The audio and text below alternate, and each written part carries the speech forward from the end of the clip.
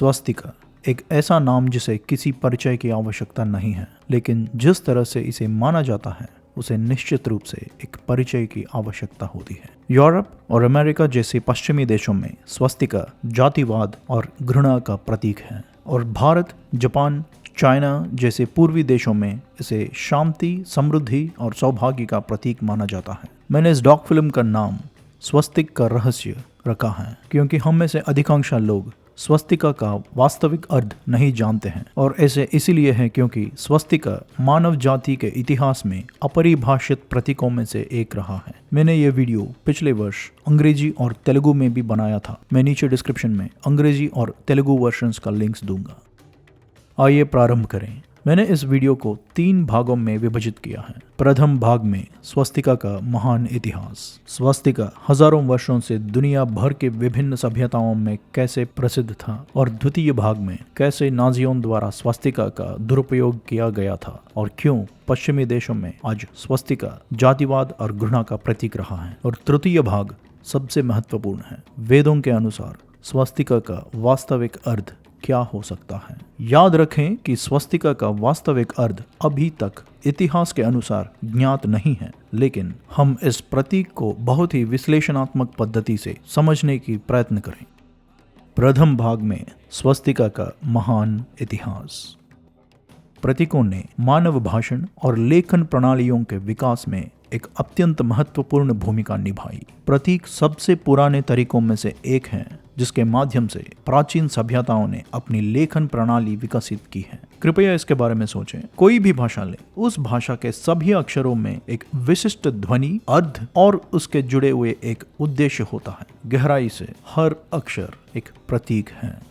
आइए एक छोटा सा उदाहरण लेते हैं। हम सभी जानते हैं कि आज हम हिंदी और संस्कृतम के लिए देवनागरी लिपि का उपयोग करते हैं, लेकिन अगर हम इतिहास में जाएं तो भारत में सरस्वती देवी के नाम पर लिपि का नामकरण करने की संस्कृति थी। देवनागरी लेखन प्रणाली सिद्धमातृका से आई, शारदा से आई सिद्धमातृका, ब्राह्मी से आई शारदा। ऐसे देखिए इस हस्तलिखित लिपि को जो 1700 साल से भी ज्यादा पुरानी है। यह है बकशाली मैन्युस्क्रिप्ट और ये संस्कृतम के शारदा लिपि में लिखी गई है। अगर मैं आपको इस मैन्युस्क्रिप्ट का केवल एक अक्षर दिखाऊं तो इसे पहचानना मुश्किल है। उस एक अक्षर को देखकर हम सोच सकते हैं कि ये कोई अज्ञात प्रतीक है, लेकिन सैकड़ों साल पहले हमारे पूर्वजों के लिए ये संस्कृतम के अक्षर हैं। हर अक्षर या कहें हर प्रतीक, इसमें 3 महत्वपूर्ण तत्व होते हैं: intent, name and construct. Intent का अर्थ है उस प्रतीक का उद्देश्य या उस प्रतीक का अर्थ, और द्वितीय तत्व है नेम, उस प्रतीक का नाम, और तृतीय तत्व है कॉन्स्ट्रक्ट, उस प्रतीक का लिखने का पद्धति। अगर हमें किसी प्रतीक या अक्षर का वास्तविक अर्थ समझना है तो हमें इन 3 तत्वों को समझना होगा। आइए अब स्वस्तिक के बारे में इन 3 तत्वों को समझने की प्रयत्न करते हैं और स्वस्तिक का वास्तविक अर्थ समझने का भी प्रयत्न करते हैं। जैसा कि मैंने पहले कहा, स्वस्तिका हजारों वर्षों से दुनिया भर के विभिन्न सभ्यताओं में जाना जाता है। ग्रीक सभ्यता यूरोप की सबसे पुरानी सभ्यताओं में से एक है। प्राचीन ग्रीस के इस मिट्टी के बर्तनों को देखें। हम देख सकते हैं कि स्वस्तिका को कितनी अच्छी तरह से चित्रित किया गया है, और ये बहुत पुराने हैं। 760 BC, 400 BC, 800 BC, ये 2500 साल से भी ज्यादा पुरानी है। आप इन कुम्हारों को आज ग्रीस की कई संग्रहालयों में देख सकते हैं। हम स्पष्ट रूप से कह सकते हैं कि प्राचीन ग्रीक सभ्यताओं को स्वस्तिका के बारे में पता था। मिनोन सभ्यता यूरोप के सबसे पुरानी सभ्यता है। ये ग्रीक सभ्यता से भी पुराना है। मिनोन सभ्यता के सिक्कों में हम स्वस्तिका देख सकते हैं। ये सिक्के लगभग 5000 साल पुराना है, और हम प्राचीन ग्रीस के सिक्कों पर भी स्वस्तिका देख सकते हैं। हम यूरोप भर में प्राचीन सभ्यताओं के सोने के आभूषणों पर स्वस्तिका पा सकते हैं। ये आभूषण 2000 से 2500 साल वर्ष पुराने हैं, और हम देख सकते हैं कि कैसे स्वस्तिका उन पर उकेरा गया है। इस तरह हम पूरे यूरोप और अफ्रीका में भी कई सभ्यताओं में स्वस्तिका पा सकते हैं। इन सिक्कों, आभूषणों आदि को देखकर हम कह सकते हैं कि निश्चित रूप से इन सभ्यताओं का स्वस्तिका के साथ एक मजबूत सांस्कृतिक महत्व था। इथियोपिया अफ्रीका में रॉक चर्च नाम का एक चर्च है। इस चर्च का निर्माण 800 साल से भी पहले हुआ था और जैसे कि आप इस चर्च के दीवार पर देख सकते हैं, स्वस्तिका खुदी हुई है। अफ्रीका में एक चर्च पर स्वस्तिका देखना काफी दिलचस्प है। इस तरह हम दुनिया भर की कई प्राचीन सभ्यताओं में स्वस्तिका पा सकते हैं। स्वस्तिका का हजारों साल का इतिहास है। स्वस्तिका भारत में बाहर से आया था या स्वस्तिका भारत से बाहर इन प्राचीन सभ्यताओं की ओर ले जाया गया था, इस बारे में हम कुछ समय में बात करेंगे। लेकिन यहाँ सबसे महत्वपूर्ण विषय यह है कि स्वस्तिका दुनिया के कई सभ्यताओं में एक सांस्कृतिक समानता का प्रमाण है। इस वीडियो का द्वितीय भाग इस बारे में है कि पश्चिमी देशों में स्वस्तिका को घृणा और जातिवाद के प्रतीक के रूप में क्यों देखा जाता है। सनातन धर्म, बौद्ध धर्म और जैन धर्म जैसी धार्मिक परंपराओं में स्वस्तिका को सर्वदा शांति, सौभाग्य और समृद्धि का प्रतीक माना गया है। शांति का ऐसे प्रतीक पश्चिम में घृणा का प्रतीक कैसे बन गया, आइए समझने की प्रयत्न करते हैं। हम में से अधिकांश एडोल्फ हिटलर और यहूदियों पर हॉलोकॉस्ट के बारे में जानते हैं, इसलिए मैं केवल हिटलर द्वारा स्वस्तिका के दुरुपयोग के बारे में बताऊंगा। और आप में से उन लोगों के लिए जो एडोल्फ हिटलर के बारे में नहीं जानते हैं, वो सबसे क्रूर तन्हाशाओं में से एक हैं और अपनी भयानक जातिवादी विचारधाराओं से लाखों लोगों को मार डाला। जैसा कि आप यहाँ देख सकते हैं, हिटलर ने एक चिन्ह पहना था जो स्वस्तिका जैसा दिखता है। ये प्रतीक क्या है और ये हिटलर के राजनीतिक दल का प्रतीक क्यों बना? इस प्रश्न का उत्तर पाने के लिए और हिटलर के ऐसे जातिवादी विचारधाराओं क्यों थी, हमें वर्ष 1800 में भारत में हुई कुछ घटनाओं के इतिहास को समझने की आवश्यकता है। विलियम जोन्स एक ब्रिटिश जज थे और एक भाषा शास्त्री भी थे, जिन्होंने 1783 से 1794 के आसपास बंगाल में काम किया था। अपने कार्यकाल के दौरान विलियम जोन्स ने कई प्राचीन भारतीय शास्त्रों और विशेष रूप से संस्कृत भाषा का अध्ययन किया। तभी उन्होंने संस्कृत के बारे में बहुत ही रोचक तत्वों की खोज की और संस्कृत भाषा पर उनके निष्कर्ष वर्ष 1824 में प्रकाशित हुए थे in a book named the discourses. अपनी पुस्तक में विलियम जोन्स ने संस्कृत भाषा के बारे में यही लिखा है: the Sanskrit language whatever be its antiquity is of a wonderful structure, more perfect than Greek, more copious than Latin and more exquisitely refined than either। इसका अर्थ है, संस्कृत व्याकरण और अन्य भाषाई गुणों के अनुसार संस्कृत ग्रीक या लैटिन के तुलना में अधिक परिपक्व और अच्छी तरह से संरचित है। और फिर लिखता है, No philologist could examine all three without believing them to have sprung from some common source which perhaps no longer exists। इसका अर्थ यह है कि संस्कृत, ग्रीक और लैटिन एक सामान्य पूर्वज भाषा से उत्पन्न हो सकते थे जो आज उपयोग में नहीं है। विलियम जोन्स का ये विश्लेषण आर्य आक्रमण सिद्धांत या आर्यन इन्वेशन थ्योरी का मूल कारण था, जिसने कुछ राजनीति विचारधाराओं को आगे बढ़ाने की साजिश के रूप में कार्य किया। आर्यन आक्रमण सिद्धांत के इतिहास के बारे में पढ़ें और आप बेहतर समझ पाएंगे। इस गलत और निराधार आर्य आक्रमण सिद्धांत में हिटलर का दृढ़ विश्वास था और यही प्रारंभ हुई सारी समस्या। हिटलर का एक अंधविश्वास था कि प्राचीन काल में आर्यों नामक एक जाति मौजूद थी और वह जाति पृथ्वी पर सबसे शुद्ध जाति थी। उनका मानना था कि वो और उनके विचारक आर्य जाति के थे और अंततः कई लोगों को मार डाला जिन्हें वो गैर आर्य मानते थे। हिटलर का मानना था कि स्वास्तिका जैसे दिखने वाले ये चिन्ह आर्यों का प्रतीक है, इसलिए उन्होंने इसे अपने राजनीतिक दल का प्रतीक बनाया। हिटलर ने अपने आत्मकथा मैन कैम्प में स्पष्ट रूप से इस प्रतीक को हाकेनक्राइड्स कहा है। हाकेनक्राइड्स का अर्थ है hooked cross, a cross with hooks. यह है हाकेनक्राइड्स का अर्थ और ये हाकेनक्राइड्स जर्मन भाषा में लिखा गया था। जेम्स मर्फी, जिन्होंने हिटलर की आत्मकथा का अंग्रेजी में अनुवाद किया, गलत तरीके से हाकेनक्राइड्स का स्वास्तिका के रूप से अनुवाद किया। जेम्स मर्फी अंग्रेजी में भी हाकेनक्राइड्स कह सकते थे या इसके टेट्राग्रामेडियन कह सकते थे, जो स्वास्तिका के लिए एक ग्रीक शब्द है। लेकिन यहाँ अंग्रेजी में स्वास्तिका का उपयोग निश्चित रूप से कुछ दुर्भावनापूर्ण इरादों का दर्शाता है। ये शांति, सौभाग्य और समृद्धि के प्रतीक के साथ किया गया सबसे बड़ा अन्याय है। इस गलत अनुवादों के कारण स्वस्तिका शब्द आज पूर्वी देशों में घृणा और जातिवाद का प्रतीक है और ये प्रतीक हिटलर द्वारा यूरेशियन सभ्यताओं से लिया गया था। आप चाहे तो इस प्रतीक के इतिहास को समझने के लिए हिटलर की आत्मकथा पढ़ें। ये हिटलर के अनुसार स्वस्तिक नहीं बल्कि एक क्रॉस था, हकेनक्राइट्स। इस वीडियो का तृतीय भाग, वेदों के अनुसार स्वस्तिका का अर्थ क्या हो सकता है। जैसा कि मैंने कहा, स्वस्तिका का कोई वास्तविक अर्थ नहीं है जिसे आज कोई भी संस्कृति या सभ्यता समझा सके। तो आइए स्वस्तिका को विश्लेषणात्मक पद्धति से समझाने की प्रयत्न करते हैं। जैसा कि मैंने कहा, कोई भी प्रतीक जिसका हजारों वर्ष का इतिहास है, जैसा स्वस्तिका, इन 3 पहलुओं को पूरी तरह से संरेखित होना चाहिए: intent, construct and name. Intent का अर्थ है उद्देश्य।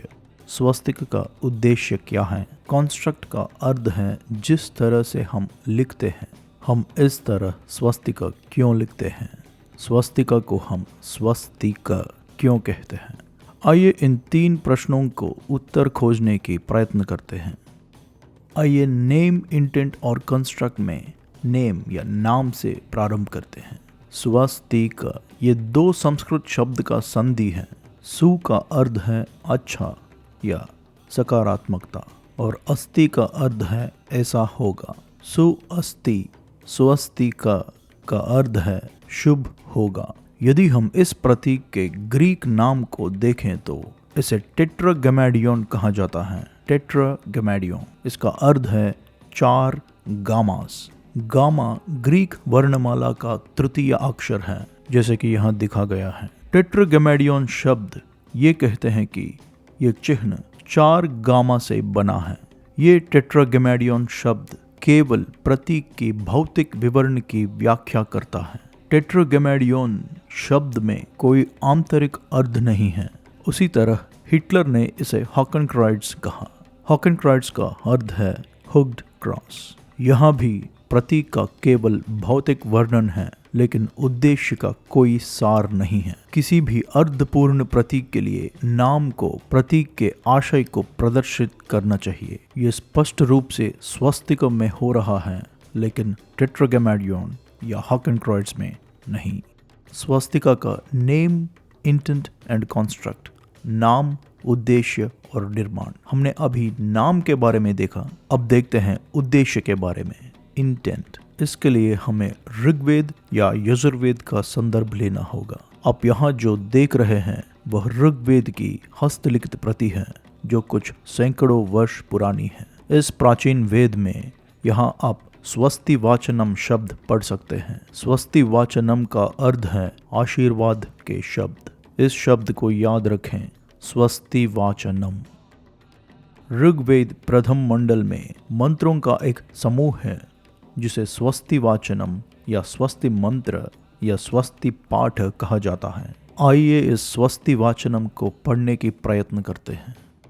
स्वस्ति न इंद्रो वृद्धश्रवाः, स्वस्ति न पूषा विश्ववेदाः, स्वस्ति नस्ताक्षर्यो अरिष्टनेमिः, स्वस्ति नो बृहस्पतिर्दधातु। यह वेद मंत्र ऋग्वेद प्रथम मंडल का है। इसका अर्थ है इंद्र, गरुड़, पूषा और बृहस्पति हमें आशीर्वाद दें। इस मंत्र में स्वस्ति शब्द का प्रयोग 4 बार किया जाता है। वास्तव में संपूर्ण स्वस्ति मंत्र इस धरती पर रहने वाले प्रत्येक व्यक्ति की समृद्धि और कल्याण की प्रार्थना है। इसे हम स्वस्ति शब्द के आशय को समझ सकते हैं। उसी स्वस्ति मंत्रों में एक बहुत ही महत्वपूर्ण मंत्र है, आनो भद्राः कृतवो यन्तु। मंत्र इस प्रकार है और इसका अर्थ यह है कि हमारे मन में चारों दिशाओं से उत्तम विचार आए। चारों दिशाओं से उत्तम विचार। इस मंत्र के आधार पर यह संभव है कि स्वस्तिक ऋग्वेद का संपूर्ण स्वस्ति पाठ का प्रतिनिधित्व कर रहा हो। ऋग्वेद से अगर हम महाभारत में जाएं और श्री विष्णु सहस्त्रनामावली का विश्लेषण करें तो हमें यह बहुत दिलचस्प लगता है। सनातनतमः कपिलः कपिरव्ययः, स्वस्तिदः स्वस्तिकृत स्वस्ति स्वस्तिभुक् स्वस्ति दक्षिणः, श्री विष्णु सहस्त्र नामावली के अनुसार श्री महाविष्णु का एक नाम है स्वस्ति, और इस नाम का अर्थ है जो शुभता और कल्याण प्रदान करता है, वो है श्री महाविष्णु। स्वस्ति इस संदर्भ में पुल्लिंग है और इसका स्त्रीलिंग होगा स्वस्तिका। जैसे चंद्र और चंद्रिका या ऋषि और ऋषिका, वैसा ही स्वस्ति और स्वस्तिका, और स्वस्तिका होगा श्री महालक्ष्मी। और संस्कृत भाषा में लक्ष्मी का अर्थ है लक्ष्यते इति लक्ष्मी, वह शक्ति जो आपको आपके लक्ष्य की ओर ले जाते हैं, वो है लक्ष्मी। वास्तव में हिंदी शब्द लक्ष्य भी लक्ष्मी का व्युत्पन्न है। माँ लक्ष्मी वह शक्ति है जो आपको जीवन में आपके लक्ष्य के ओर ले जाती है। सनातन धर्म में यंत्र से देवताओं का प्रतिनिधित्व करने की संस्कृति है, और जिस तरह माँ लक्ष्मी हमें अपने लक्ष्यों तक पहुंचने के लिए आशीर्वाद देती है, वैसे ही स्वस्तिका एक लक्ष्य की तरह दिखने वाला यंत्र हो सकता है जो श्री महालक्ष्मी का प्रतिनिधित्व कर सकता है। अगर हम लक्ष्मी संस्कृत शब्द का अर्थ, ऋग्वेद का स्वस्ति पाठ और श्री विष्णु सहस्त्रनामावली का अर्थ देखें तो ये सभी विवरण बताते हैं कि स्वस्तिका कुछ और नहीं बल्कि माँ श्री महालक्ष्मी हो सकती है। आइए हम तीनों को एक साथ स्वस्तिका के नाम, उद्देश्य और निर्माण के बारे में देखें। सबसे पहले स्वस्तिका का नाम। सुअस्ति, स्वस्तिका शुभ और कल्याण होगा। स्वस्तिका आशीर्वाद का शब्द है। दूसरा है स्वस्तिका का उद्देश्य। ऋग्वेद स्वस्ति पाठ के अनुसार स्वस्ति का उद्देश्य है कि इस धरती पर सभी लोग शांतिपूर्ण और खुश रहें, और जो श्री विष्णु सहस्त्र नामावली के अनुसार कल्याण प्रदान करता है श्री महाविष्णु, जिसका नाम है स्वस्ति, और स्वस्ति का स्त्रीलिंग है स्वस्तिका, या स्वस्तिका का उद्देश्य है श्री महालक्ष्मी। और तीसरा है स्वस्तिका का निर्माण। ऋग्वेद में स्वस्ति पाठ के अनुसार जो कहता है कि हमारे मन में चारों दिशाओं से अच्छे विचार आए, या लक्ष्यते इति लक्ष्मी ही, इन सभी विषयों का विश्लेषण और भारत में प्राचीन परंपराओं का विश्लेषण करके हमारे घरों और मंदिरों में स्वस्तिका का सम्मान करते हुए स्वस्तिका सबसे अधिक संभावना माँ श्री महालक्ष्मी का प्रतिनिधित्व है। ये मेरा विश्लेषण है। हम जिस भी संस्कृति या सभ्यता को लेते हैं, जब हजारों वर्षों से किसी प्रतीक का उपयोग किया जा रहा है तो उसका निश्चित अर्थ होना चाहिए, एक निश्चित अर्थ अवश्य होना चाहिए। और स्वस्तिका जैसे किसी भी प्रतीक का अर्थ तभी समझ में आता है जब उसका नाम, उद्देश्य और निर्माण पूरी तरह से संरेखित हो। और स्वस्तिका के लिए ये तीनों केवल भारत की संस्कृति में संरेखित हैं। भारत का यह आध्यात्मिक प्रतीक पूरी दुनिया में कैसे चला गया, यह एक ऐसा प्रश्न है जिसका उत्तर अभी तक नहीं मिला है। स्वस्तिका एक रहस्य या खुला रहस्य रहता है। आपका समय और ध्यान देने के लिए धन्यवाद, and as always thanks for watching.